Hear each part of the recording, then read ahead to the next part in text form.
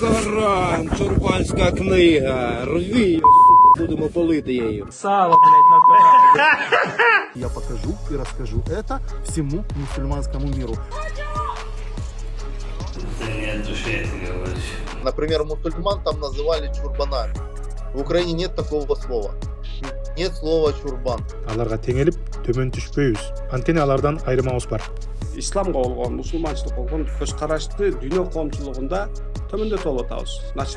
Начар дин экен, адамдарын көрүп атабыз го дегендей элечи.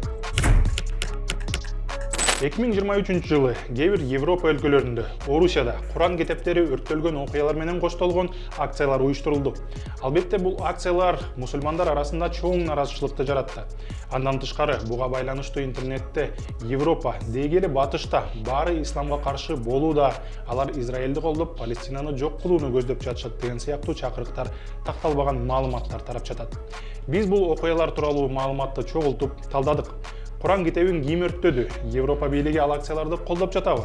Куранды өрттөө маалыматтык согуштун бир бөлүгү болушу мүмкүнбү? Орус-Украин согушунун буга кандай тиешеси бар? Мына ушул суроолорго жооп издейбиз. Бул чыгарышты аягына чейин көрүңүз. Быйыл Дания, Швеция, Орусияда жана жада калса согуш таласында ар кандай активисттер, саясатчылар, бетин жашырган адамдар Куран китебин өрттөп, видеого тартып, интернетке чыгарышты. Мисалы, жылдын башында Даниялык Бекем Багыт партиясынын башчысы Расмус Паладан Куран китебин 2 ирет өрттөдү. Ал биринчи акциясын Стокгольмдогу Түркиянын элчилигинин астында, экинчисинин Даниядагы жакынкы чыгыштан келген эмигранттар жашаган аймакта өткөргөн. Расмус Палудандын партиясы оңчул, антиисламисттик маанайдагы саясий уюм экенин журналисттер жазып келишет. Бирок бул партия Данияда көзгө басар күчкө ээ эмес.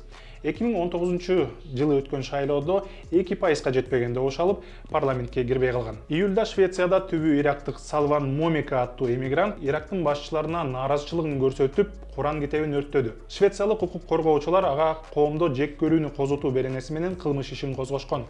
Аны улай Копенгагенде Дания патриоттору деген уюмунун өкүлдөрү Египеттин элчилигинин тушунда чогулуп, мигранттарга каршы чакырыктарды жарыялап, Куран китебин өрттөшкөн.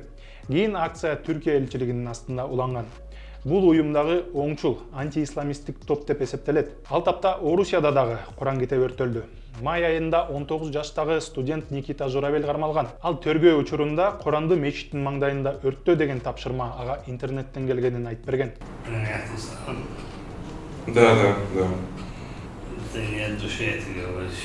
Орус саясатчылар, анын ичинде Чечен Республикасынын башчысы Рамзан Кадыров, буга Украинанын атайын кызматтарынын тиешеси бар экенин жарыялашкан. Никита Журавель менен жолугушуумдан үзүндү. Ал Куранды өрттөгөн украиналык коопсуздук кызматынын агенти. Мындан тышкары интернетте украинче сүйлөгөн аскер формачандардын видеолору тараган.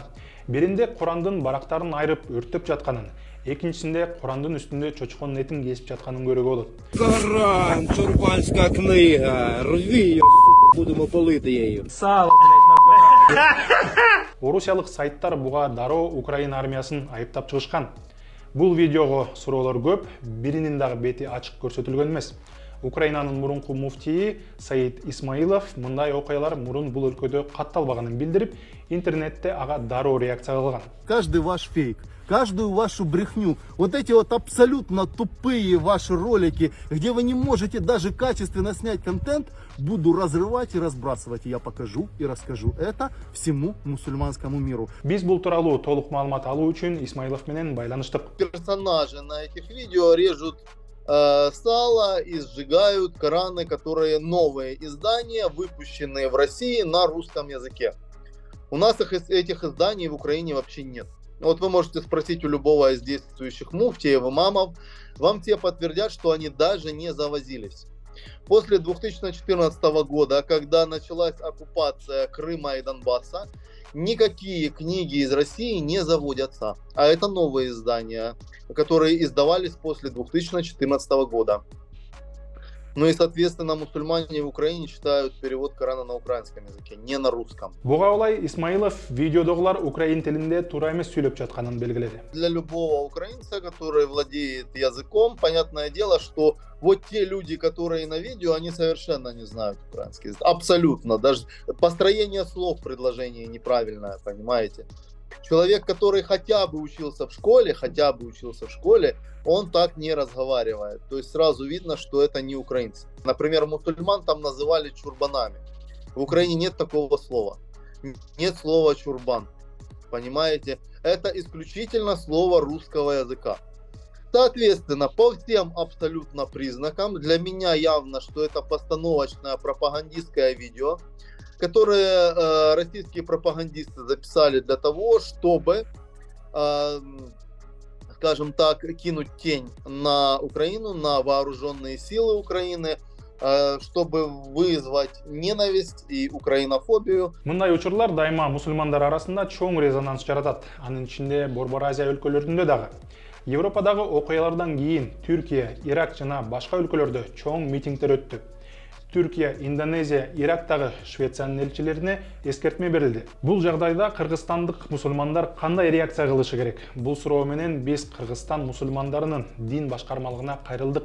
Бизге Азирети муфти Замир Кары Ракиевдин жообун кат жүзүндө жиберишти. Куранга эч ким зыян бере албайт. Ага эч качан зыян жетпейт. Анткени ал Аллага тандык. Алла Таала өз каламын өзү сактайт. Биринчиден жүрөктөн жек көрүп, наалат айтабыз. Бирок алар ыйык эсептеген китептерине же ыйыктарына шек келтирбейбиз. Өрттөп же талкалабайбыз.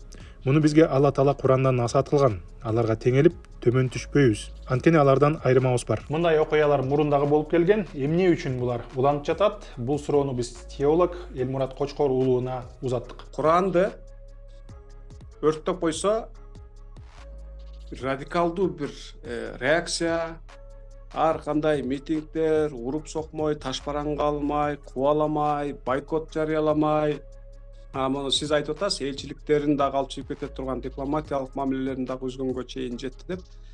Мына ушул реакциялар ашыкча деп атканымдан ушул нерсени айткым келип турат.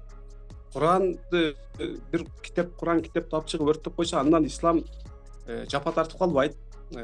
Бул бир китеп, бир канча барак, анан бир канча сыя кетет. Биз өрттөп койсо, мусулмандар окуйт элекпиз, окуйт десек Куран жок болуп атат десе, бүгүн мүмкүн эмес. Ошончо кайра биз типографиядан жапжакшынакай кылып, ошол Куранды кайра бастырып китеп жасап алсак болот. Курандын кол тийгиз ыйык болгон жагы эки моундай обложканын, мукабанын, анын материалы, анын ортосундагы барактар, анан андагы бир канча сыя эмес. Бул жердеги трансценденталдуу маани маңыз. Мен мусулмандар тарабынан ушундай катуу реакция кылган учурда натыйжасын карасаңыз, дайыма мусулман тарап кайра утулуп ошол окуя бүтөт. Биздин китепти өрттөп коюптур деп ызы чыгаар менен массалык маалымат каражаттары болсун, жеке блогерлер болсун, дүйнө коомчулугу бизди ошол жерде бурган деле көчөдө радикалдуу адамдар бир аз кеми менен террористтер агып жүргөндөй эле көрөт мисалы. Мына ошентип эле кайра биз исламга болгон, мусулманчылыкка болгон көз карашты дүйнө коомчулугунда төмөндөтүп алып атабыз. Начар дин экен, адамдарын көрүп атабыз го дегендей элечи. Андыктан акылдуу болуш керек.